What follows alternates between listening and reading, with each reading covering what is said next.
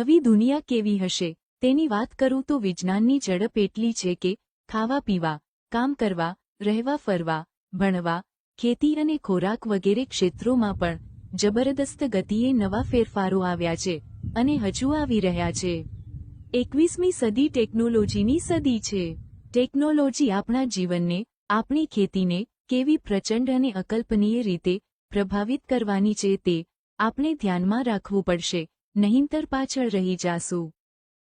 આપણે ભૂતકાળમાં કલ્પના કરતા હતા તે આજે સાકાર થઈ રહ્યું છે।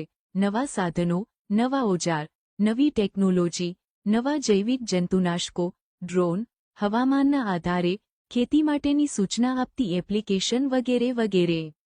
તેની સાથે સાથે આપણું ખેતીનું ભવિષ્ય પણ એઆઈ ટેકનોલોજીના ફેરફાર સાથે બદલવાનું છે। આવનારી ખેતી માટે વિજ્ઞાનને સમજવા તમારે લેસન પણ કરવું પડશે, વાંચવું પડશે અને તૈયાર રહેવું પડશે। આવી જ ખેતીની અવનવી માહિતી નિયમિત જાણવા કૃષિ વિજ્ઞાન ટેલિગ્રામ ચેનલમાં જોડાવ।